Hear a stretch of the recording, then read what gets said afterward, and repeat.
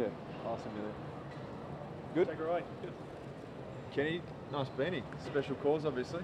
Yeah, it's a fantastic cause, isn't it, with Neil backing the whole thing and going through the experience that he's having to live through. And you know, the big freeze has been amazing for everyone, and hopefully we can raise some more awareness this weekend. The AFL's so good at this sort of stuff, isn't it? Yeah, we are. As an industry, we're fantastic at supporting and throwing our support around these types of things, and you know, obviously with a good cause, and you know, we hope that everyone can again jump on board. Bit of relief for Chatty also coming back. He was close last week, he said, but he's finally got the tick approval.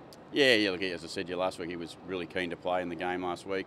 Obviously, it was just a Thursday night that stopped him from probably getting up, and you know, we look forward to having him back in the team this week. How disappointed was Youngie to miss out? Yeah, obviously disappointed. I mean, anyone who misses out at this time of the year and in a side that's playing pretty consistent football is obviously going to be a little disappointed. He understands it. Chad Wingard was obviously going to come back into the team. It doesn't mean he's happy, but he'll work hard at the Magpies and make sure he gets back. Who's your travelling emergency? Jake Nee. Jake Nee. Yeah, we'll take Jakey along with us this week. Jake, again, like a number of boys in the Magpies, playing some really strong football, and you know, they really just are looking for an opportunity, and from our point of view, we've got to make sure we keep playing well. And Chad got through okay this morning, so he's in no doubt at all. Yeah, from what I've seen this morning, he was shooting basketball hoops and running around inside, so he wasn't doing too much wrong, but no, he's fine. He'll take the field. Essendon, how big a threat are they? Their best footy from what we've seen this year is pretty good.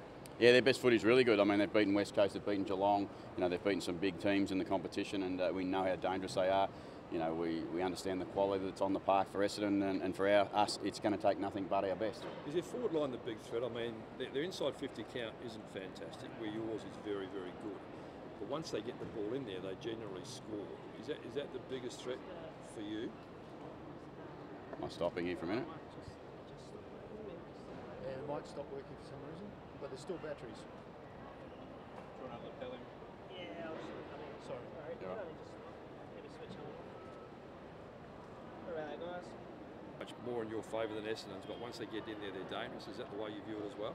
Yeah, no, I think it's more than just their forward line, but yeah, they've certainly been able to hit the scoreboard when they go inside, and our great strength's been able to restrict that. So it's going to be a really interesting battle, but you know, I think like every team you play, if you don't stop the midfield supply, you're going to give them opportunities where you don't want to, and for us, it's getting on top there first. And that's been a big advantage for you a lot this year.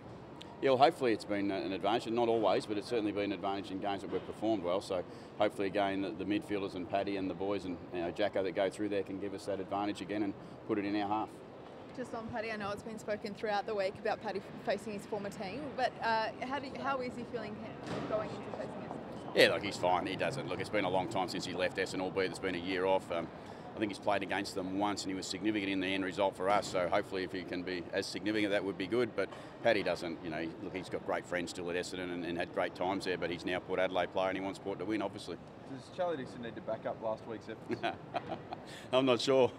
He's been playing great footy all year. You know, if we talk about last week, we're probably going to ask me the same question next week. Hopefully that's what the question will be, is Charlie's playing really consistent football, but off the back of the team playing really consistent football. He's getting opportunities and supply from the midfield and the backs who are doing a great job. Because him and Ryder have basically, they've transformed the way that your team looks, in my opinion, but to see him do it consistently and to have a real impact, I mean, that's something that you'd love to see more often from him. Yeah, look, both boys we brought to the club with their roles in mind, and you know, but again, I'll keep going back that they can't be the players that they're being unless the team's playing well, and that's not being disrespectful to any of them or to the question. It's about the facts. The team has to play well for individuals to play well, not the other way around. The individuals don't make the team play well. At the other end, Joe Danaher, he looms large. Yeah, he does. He does. He's a pretty big target, and you know, but again, you know, Hooker's there as well. Fantasia's there. The three smalls, they're a dangerous group. You know, if you get lost in one, something else gets you, and we're hopeful we're not going to make that mistake. Consistency, you mentioned about that. So that's a danger. Well, it's a hard commodity to find in this season. So what's been your secret, do you think? Oh, look, I think we just played what we would like to call as trademark footy.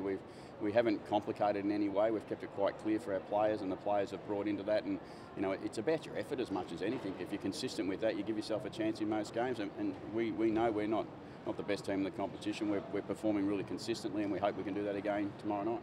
The stats indicate that you know you've still yet to sort of get to that top four stage in terms of beating teams and that. So does Essendon represent a danger in their inconsistency, and that they might throw something at you that you're not expecting? No, not really, but I think every game you play is always a danger, and I've said that a couple of weeks ago. It doesn't matter what we consider a scalp or not a scalp. In AFL football now, every team, every week is an opportunity for you to get beat or to win, and for us, we've got to look at every opportunity to get another win. Ken, Hamish Hartley spoke during the week about Twitter trolls and all that, and how he sort of stays off it, it does affect players. What's your advice to your players about that sort of social media stuff?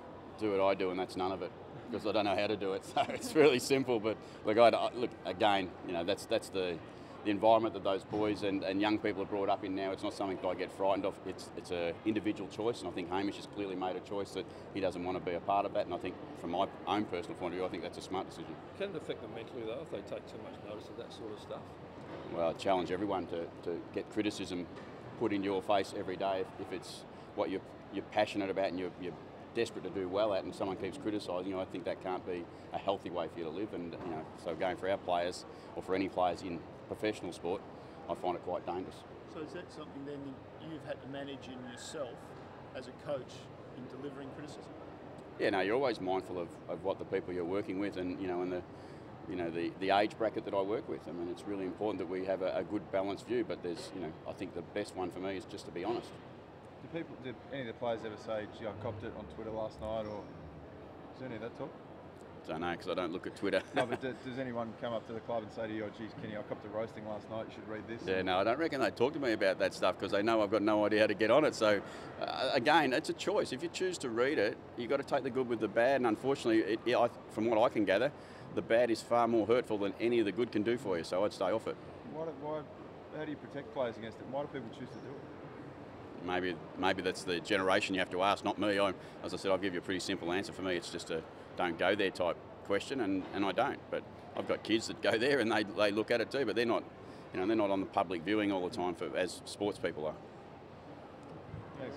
Thanks. Thanks. Best of luck.